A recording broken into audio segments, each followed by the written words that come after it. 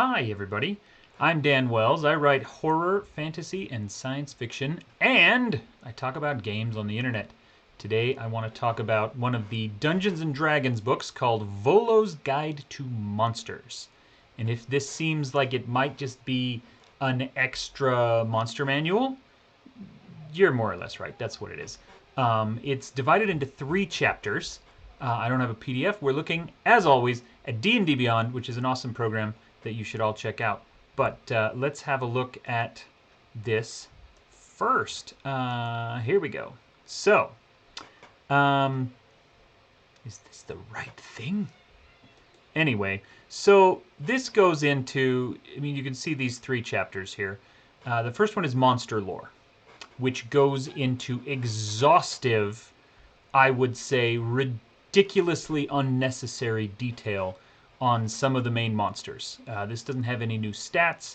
You've already got, orcs and gnolls and kobolds and mind flayers and all that kind of stuff. That's all in the monster manual. This is not about giving you statistical information. This is about giving you cultural information. And some of it is useful. Most of it you can skip and you're not missing anything. I really don't think that chapter of this book is why you should buy it. I guess there's no sense belaboring the point. I think it's silly and unnecessary, and I honestly don't think the information contained therein will come up all that often in your games. But moving on, because Chapter 2 and Chapter 3 are truly fantastic. Or Chapter 2 and then the appendices, let's say that. Chapter 2 is character races. These are great.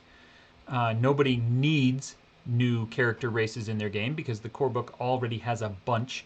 But this one has got some really neat ones. The Aasimar, they're one of my very favorite character races. They're like the angelic version of a tiefling, touched by some kind of celestial being rather than an infernal being.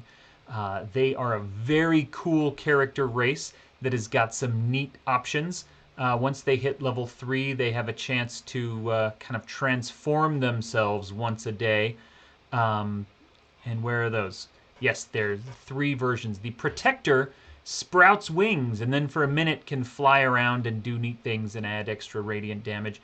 The Scourge can literally turn into a beacon of radiant energy that starts to damage them and starts to damage everybody around them, and it's kind of neat. And of course they can add extra damage too. The Fallen Aasimar, this is, you can't have an angelic race without the fallen angel version of it, right? There's no celestial version of a tiefling, to my knowledge, but we do have the fallen version of an Aasimar. And so instead of having cool radiant damage things, you have cool necrotic damage things. Anyway, I love the Aasimar. We've got the Furbolg here, who are kind of these cute little forest thingies. I don't know, I've got a friend who really loves them. The Goliath, I think, is a really neat one and kind of fills the needed niche of big, huge dude that the half-orc doesn't really fill. If you want to have a big old giant in your group, a big, tough, implacable tank, then the Goliath is filling that role, and in a way that none of the other player races do, which is awesome. They've got things in here of relatively narrow use, like the Kenku. I can't imagine everybody wanting to play a Kenku, but for that one weird guy in your group, assuming that you can figure out how to make the language thing work, this could be a really fun option. Kenku can't speak, they can just kind of parrot back what they hear other people saying. And so if somebody's willing to commit to that, Kenku could be a lot of fun. Lizard folk are cool. The Tabaxi, so now you've got cat people. Triton is a neat kind of merfolk underwater race. So there's a lot of, like I said, niches that the core player races are not filling, and these races do fill them, which makes it, in my opinion, an awesome purchase. I've got one of the games that I'm running right now is a D&D campaign. We're going through Descent into Avernus, and 2 of the 5 players are using races out of this book, which, that's anecdotal evidence, but I'm just pointing out these are really cool player races, and you'll be happy to have them. Really key to this down here is Monstrous Adventurers.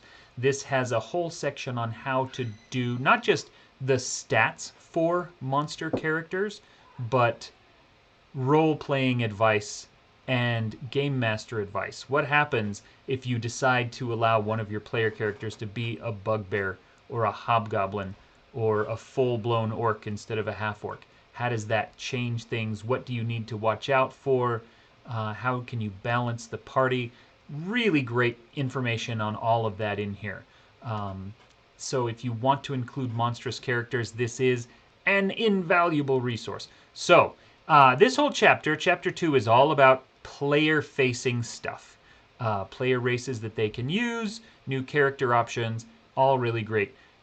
What the rest of it is, the bestiary here, what I referred to earlier as chapter 3, even though it's all down here in the appendices, this is all, like I said in the very beginning, more monster manual stuff.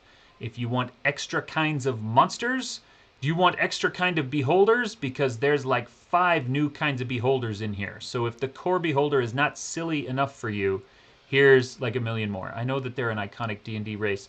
They're silly, and we all know they're silly.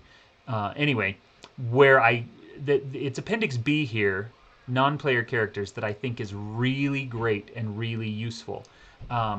Because this is not about monsters. This is about kind of roles of people.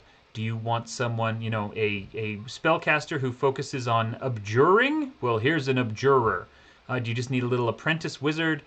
These are all just cool things that you might need for your game. Are you running up against an enemy fortress and they've got some archers? Well, here's all the stats for those archers.